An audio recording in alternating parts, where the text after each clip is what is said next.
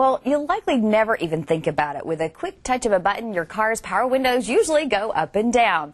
But what can you do if they actually fail? Our auto guy, Brian Bowersock of West Escondido Auto, is here to tell you what you need to know. Good morning. Hey, good morning, Brian. And this is one of those things that you really don't think about, but if your windows don't go up and down, and especially if they're down in this cold weather, you're really in a tough position. You're going to get wet, yeah. Especially today. That's right. So what do you do? I mean, do you have to just take your car in right away? Is there some little trick that you can get to make it go up or down one last time before you go in? There's really no tricks to it. The only way to get an electric window to go up if the regulator or motor or switches are working is to open up the door and do it. And obviously, most people aren't going to do that. Right.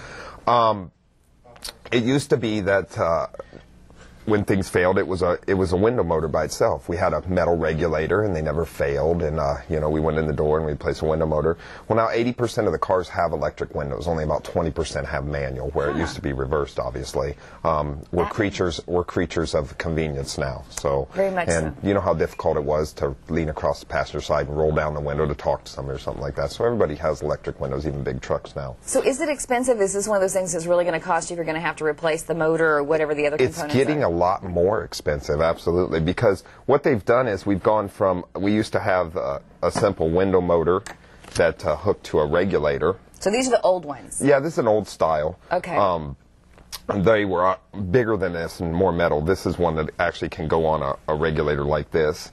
And then we went to, instead of the metal regulators, they actually went to a regulator assembly that's operated by cables now, instead of gears and things like that. It's a lot lighter, but you can see it's cable operated, and what happens is typically the cables come apart on these. Okay, so that's what's breaking. When people go, it won't go up or down, this is what's a lot of times the cables have come off track, the wheel has broken or something like that, and there's no way to fix this. You replace this whole component. So that's why it's expensive, is that you're not replacing one little part, it's the whole thing has to go. The whole thing. Well, and now this is a newer style here. You can see the cables, the motor, the regulator, are all built into one single unit. Okay. The regulator is what holds the window. The motor obviously makes the window go up and down, and the cables are operated from the motor.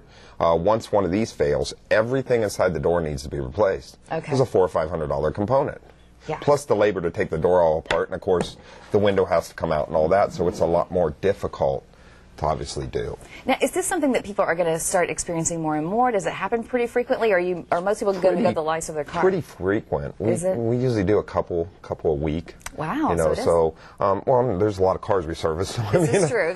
It's not uncommon. As cars get older, the cables break, they wear out, they're not greased, they're inside the door.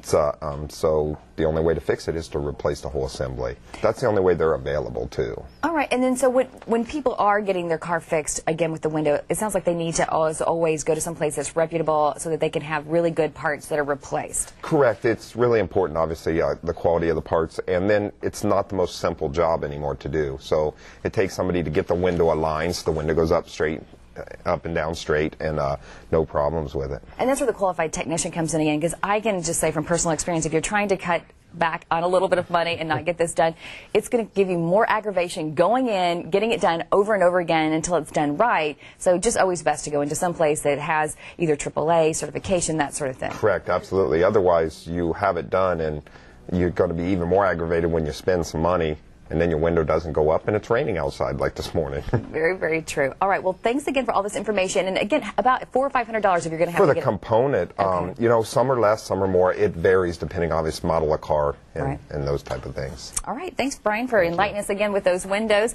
If you have a car question for Brian, just drop him an email. The link is on our website at fox6.com. Just click on Hot Topics, and that's where our story today came from.